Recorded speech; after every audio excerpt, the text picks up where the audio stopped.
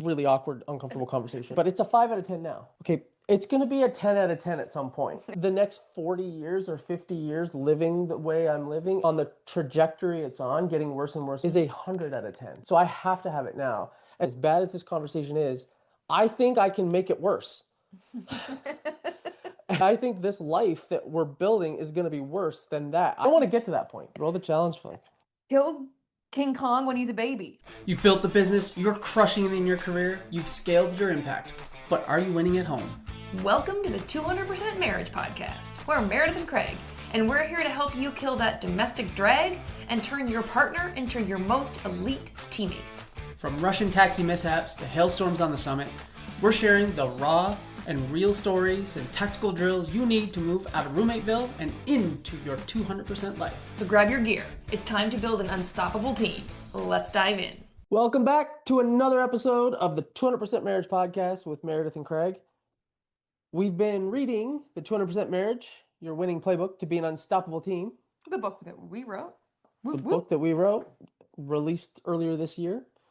We are in chapter 21. We're just going to get after it. I'm going to read you chapter 21 because I wrote that chapter. Chapter 21, Comfort or Connection.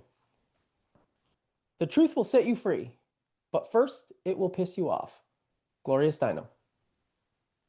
All right, now that you understand the frame we're operating in, that it all comes back to the team, we're going to dive into the meat of the third commitment of your 200% marriage.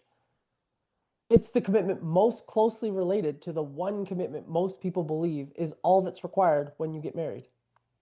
Like we've already covered, most people have it wrong. And most people don't have the marriage you want.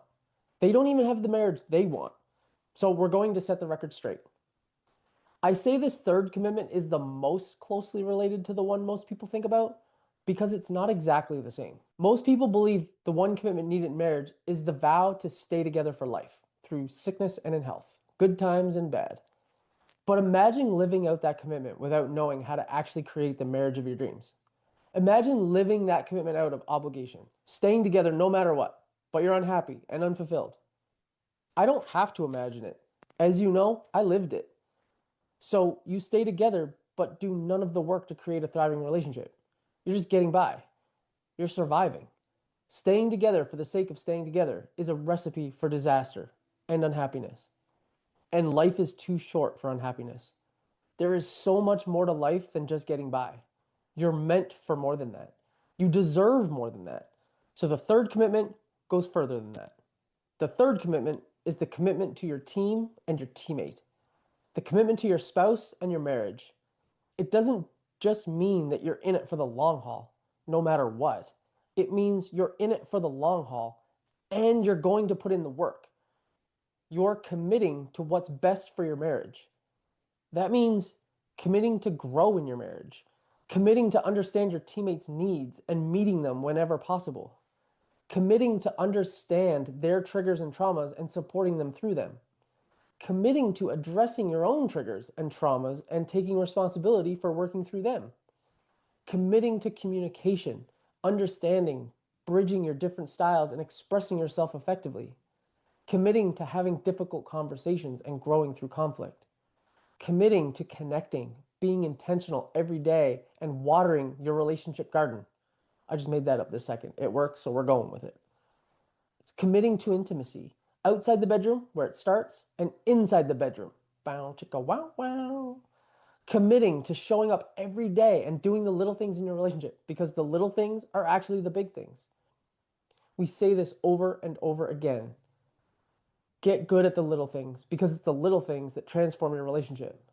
This understanding is fundamental to the commitment to the team and your teammate. What else is fundamental to your team's success? Communication. Let's talk about it.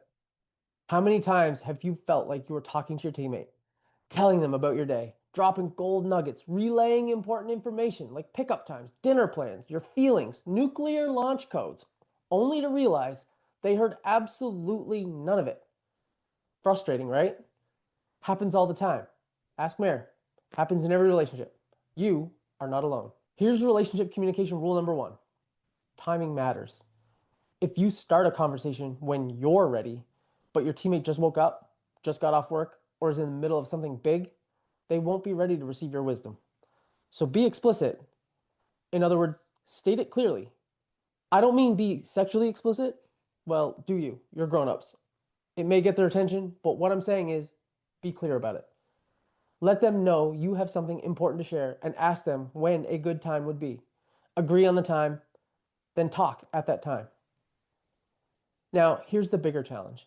Many of us would rather walk around in wet socks all day than have a difficult or awkward conversation. Humans are wired for comfort. We avoid discomfort at all costs. And let's be honest, many important relationship conversations fall into the uncomfortable category. So instead of dealing with them, we just don't. We avoid it. But here's a hard truth. That avoidance is precisely what's fucking up your relationship.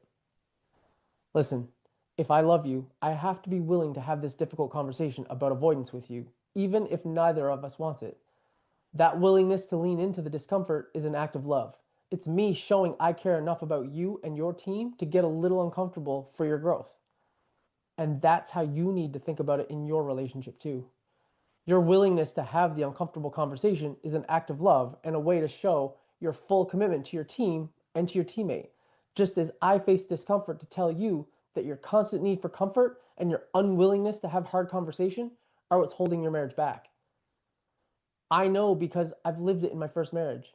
I avoided difficult conversations until it became so unbearable that I was forced to have the hardest one of all. And you'd think that that experience would have taught me never to avoid tough conversations again. I wish I could say that's true. I got better at it, but I'm human.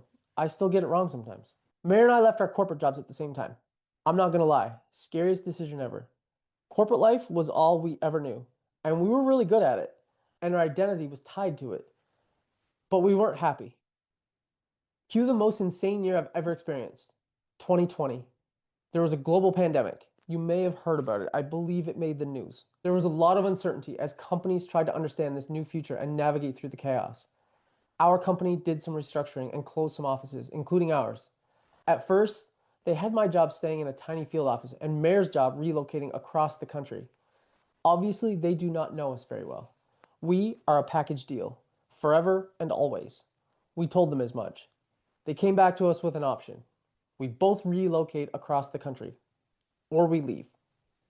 Up to that point, neither of us would have exactly been considered risk takers. But in that moment, we became giant risk takers. We chose to leave. We jumped out of the plane and decided to build our parachute on the way down. The only issue was that we had no clue how to build a parachute. Leaving corporate life also meant leaving corporate paychecks. The steady stream that paid our bills, kept us fed, and funded our life. So yeah, we'd better get our poop in a group and figure out how to replace that income fast. So we fired up the Google machine, as you do, and found that 90% of millionaires made their wealth in real estate. And 90% of millionaires can't be wrong, right? The next logical step was obviously to launch a real estate investing company. So we did. We poured tens of thousands of dollars into business coaching, ads, websites, marketing, all the things. We went all in. We worked 16-hour days, crunching numbers, analyzing deals, and running marketing. And we were absolutely miserable. It was worse than our corporate jobs. It was just as unfulfilling with the bonus of no paycheck. The worst part was that it was beginning to impact our relationship. The stress and misery of this work were taking their toll, and we started taking it out on each other. We were getting short with each other, sniping at each other, and just general not us type stuff. If you remember way back at the beginning of our relationship, we committed to doing things differently than we had in the past. So our relationship has become our bedrock. It was our foundation for everything we were building, and yet we began to feel small cracks forming in that foundation. The thing is, we let this go on for weeks. We decided to do this together, and it really sucked. We each hated the direction we were going, but in the moment, we didn't know we both hated it because we didn't talk about it. We were both avoiding the difficult conversation. Even though we were unhappy and uncomfortable, the conversation we were picturing was even worse. So we avoided it until finally enough was enough. We finally had the difficult conversation we'd been putting off for weeks. We finally threw the challenge flag. We borrowed the concept from the NFL, National Football League. In the NFL, coaches have a red challenge flag in their pocket. So if a ref makes a call on the field that the coach disagrees with, They can throw the challenge flag, and that tells the ref to take a timeout and have another look at the call on the field to make sure the right call is made.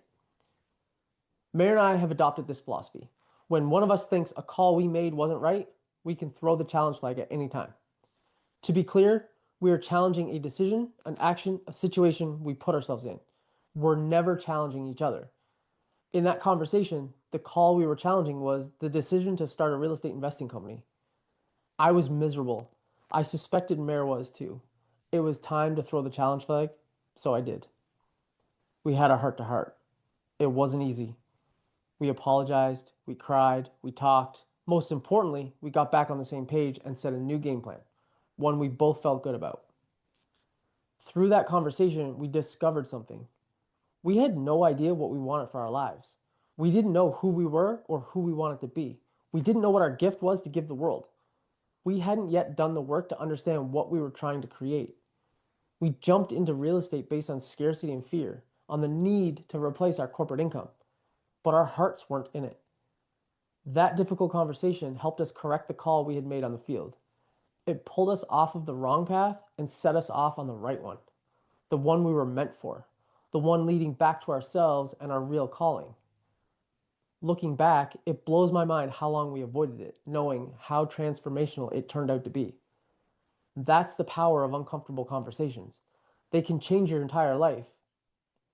If you know deep down that there's a conversation you need to have, please throw the challenge flag.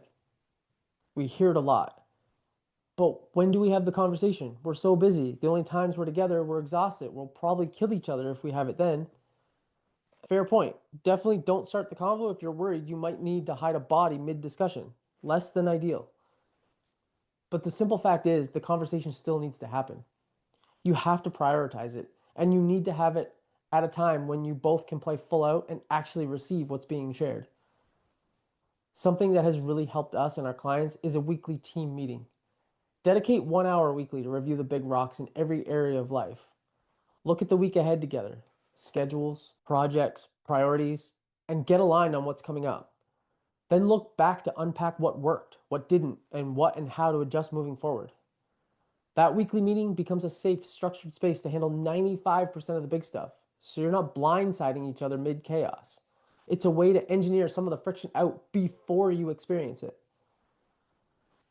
Remember the lesson we learned from our friend Sharon Lechter? Here's a refresher. She says high emotion equals low intelligence. By the way, Sharon's written like 1 million books, closer to 30, and sold like a bazillion copies, more like 40 million. She's really smart. We tend to listen to her. You should too. She's saying when emotions run high, rational thought tanks. Bad decisions follow, stupid ones too. The meeting creates structure, lowering the chance you'll default to emotional, stupid responses. We even built a simple template to make those meetings easier. You can access it in the resources section at the back of this book. That doesn't mean you won't still have to address things in the moment. Not everything can wait for the weekly meeting. Some stuff needs to be addressed right away. That's why we also recommend a daily chit chat.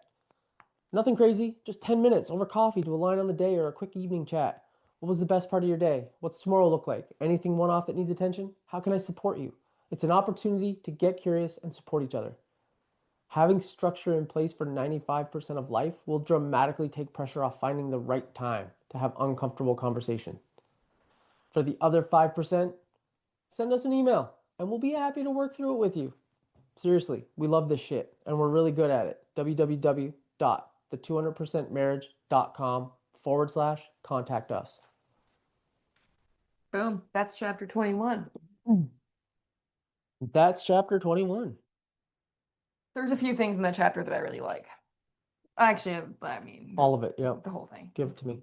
I just want to call out again what a good job we did on the quotes to start the chapter. Like, they really do give the vibe for that chapter. So that Gloria Steinem quote is just bang on for this chapter, I think.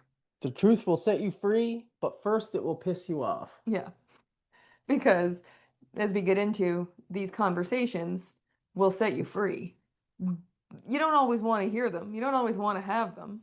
They are likely to piss you off for sure. for a minute, Mm-hmm. But on the other side of it, it goes, and I'm sure we have this somewhere, but it also to me goes with the Monty Williams quote of everything you want is on the other side of hard. And as someone who strongly dislikes and for a long time avoided difficult conversations as much as I possibly could, Yep.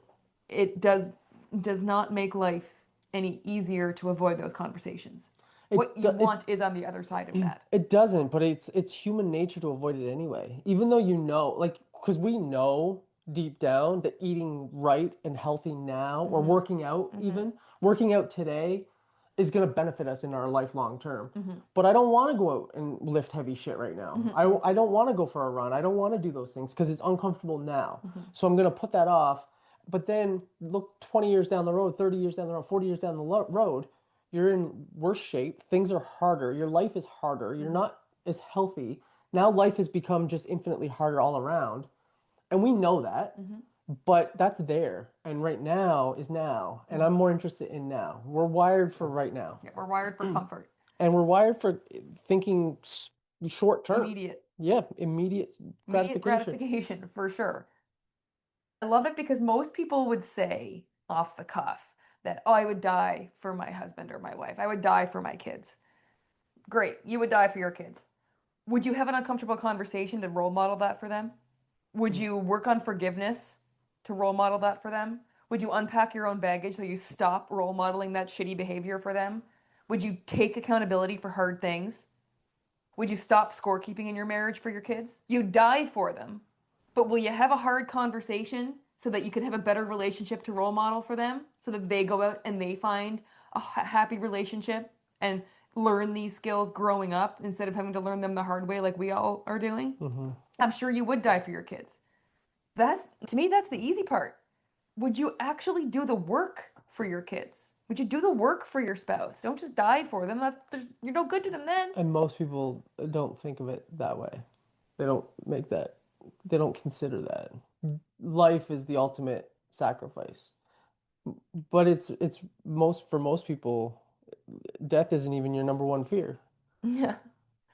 Is it your number one sacrifice? I get your point, but most people don't think of it in those terms. So let's start talking about it in those terms so that people will start thinking about it in those terms because I know, like, also words are easy to say. Like, I would die for my kids, and most people probably would. for sure. Most people probably would. But would you also have an uncomfortable conversation? Yeah. And that's something like I said, I avoided uncomfortable conversations for as often as I possibly could throughout my entire life, to be perfectly honest. So did I. I've had them. You had to break up with a boyfriend, and that's awkward. And Yeah. and it's funny because even back then, in my early 20s, I can remember, I just gotta bite the bullet and make this phone call and get this over with. And I know that afterwards I can go out and have fun and do my own. It's only gonna be a few minutes of shit that I have to get through to get to the other side of it.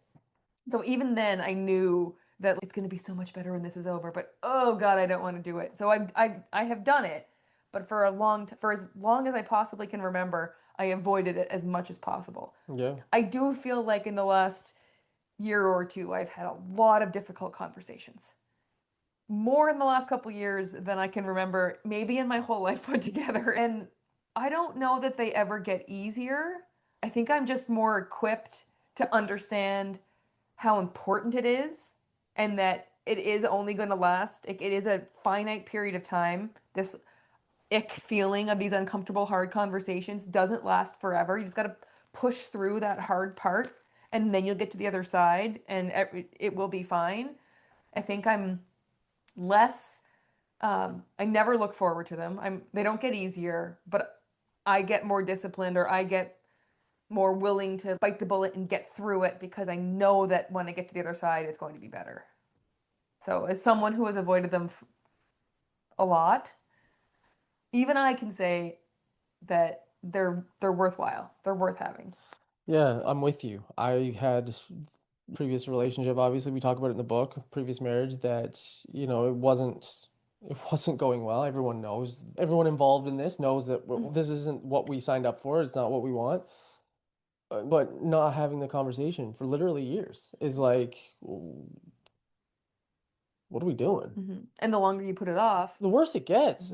I knew before the marriage even happened that something's off, and it's like, no, it's cold feet, whatever. We'll work it out.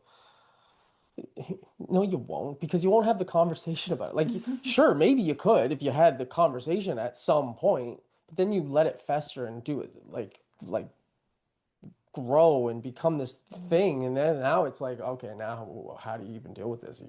You don't. You just like it's like we're done here, kind of thing. But the conversation, if you have it in the moment, as uncomfortable as it is, it's the most comfortable it's ever going to be. yes. It's the most comfortable it's ever going to be. Yes, it's not going to be comfortable. It's going to be uncomfortable. But on the scale of discomfort, it's a 1 versus, or maybe a 2 or 3, whatever. But if you wait, that 3 becomes a 10 real quick. And then you're like, oh shit, what am I doing? Now I really don't want to have it. But the thing is that the discomfort in having it at a 10 is still more palatable than living life in this situation. The previous relationship I was in, sure, early day, that would have been a 5 out of 10 discomfort. That conversation. Yeah. Yeah. We're planning to get married, and I don't think we should. That's a really uncomfortable conversation. And potentially going from I don't think we should get married to I don't think we should be together is like a really, really awkward, uncomfortable conversation. Scary as hell. Right? Yeah. And so, but it's a 5 out of 10 now. Okay, it's going to be a 10 out of 10 at some point. And then when you're about to have that conversation, you're like, yeah, but the next 40 years or 50 years living the way I'm living, and it on the trajectory it's on, getting worse and worse and worse, is 100 out of 10. So I have to have it now. As maxed out and as bad as this conversation is, I think I can make it worse. And so I think this life that we're building is going to be worse than that. It's gotten to the point where it's that bad. I'm going to have the conversation. And I don't want to get to that point. But that's usually what it takes for people. Most of us, because we're so wired for comfort, we choose comfort now in exchange for far worse discomfort later. But most people, they have to wait until the present becomes more uncomfortable than the conversation. Yeah. And for you, in the beginning, the present wasn't uncomfortable enough to force you to have that uncomfortable conversation. It had to get worse so that you were even more uncomfortable day to day to force you to have that conversation. And that's what most of us are like. So the whole point of this chapter is don't be like us. Don't be like that. Don't wait to that Don't point. wait until it's so untenable and so unlivable that you're finally going to have the conversation. Throw the challenge flag. Kill King Kong when he's a baby. Like, have the conversation today when it's a 5 out of 10 discomfort. And that's the whole point of the challenge flag. I think the challenge flag is actually like our very first concept that we ever really came up with, and I'm still really proud of it. One, because I think it's cool, like it's the NFL and it works and it just fits so perfectly. But 2, it's so needed. I think concept number 2 was probably benefit of the doubt. This is a sidebar from last chapter. But concept number 1 for us was the challenge flag. And when we had that first conversation and realized that we were both miserable, yeah, it was not my favorite conversation that we've ever had, for sure. But I mean, it certainly changed our life onto a trajectory that you would never go back and undo it. Yeah, you can look at it from a couple of different perspectives. One being the discomfort level, and then ranking it as not one of your favorites because it wasn't an easy conversation. But I think ultimately it is one of my favorites because it ultimately set us on a path that we were meant to be on, and like it changed the trajectory of our lives. And it was a really important conversation in our history and in our, journey. So it is one of my favorites. Simple concept, like you're challenging a decision, a situation, an action. That's it. I'm not challenging you. Like, there's nothing Well, we're not saying like we're stupid for making this decision or you're stupid for suggesting it or anything like that's not going to get you anywhere. That's going to set you back. You evaluate this decision with some benefit of hindsight today, and is it still the decision we want to continue on? And the more you have those conversations, the more you become a team, and the more you make team decisions, and then the more that if you set down a wrong path, it no longer becomes This was your idea. Finger pointing exercise, like because you made the decision together, you jumped onto this together. This was a team effort, and so it kind of spreads the responsibility across the board, and you're just more likely to deal with it as a team. I also love bringing up the Sharon Lecter's quote, high emotion equals low intelligence, because it's such a simple concept and easy to remember that when my emotions are high, my rational thought is low. My intelligence goes way down when my emotion goes up. So remembering that balance, when your emotion is low, your intelligence is the highest it's going to be. The higher those scales tip, the more emotional you get in any situation, the less sound your decision-making process is. And you're likely to say and do things that a low emotion version of you would not say and do.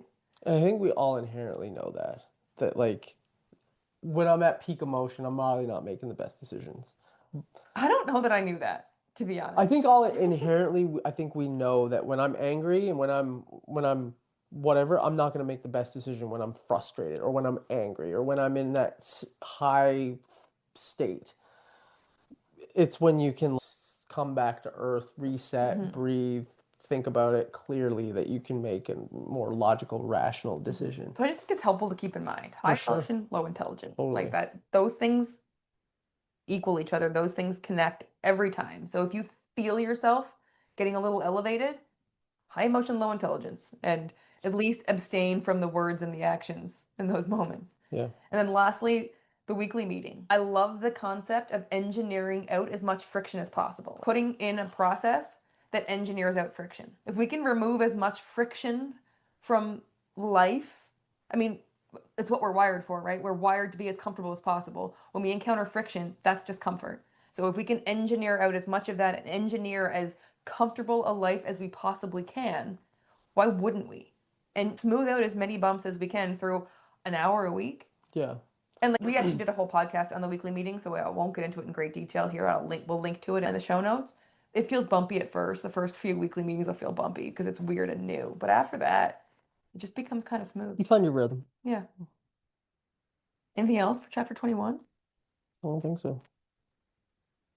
Actually, I want to wrap it by, I love how you start this chapter with, because I love you enough and I want to see you succeed, I'm willing to share something difficult with you. And that frame for this whole chapter, for every one of these conversations you need to have, is I'm doing this for us. I'm doing it out of love. Because I love you so much, I'm willing to get so uncomfortable and have this conversation. Neither of us want to, but I love you enough that I'm willing to push through my discomfort to do what's best for us and get us through this hard thing.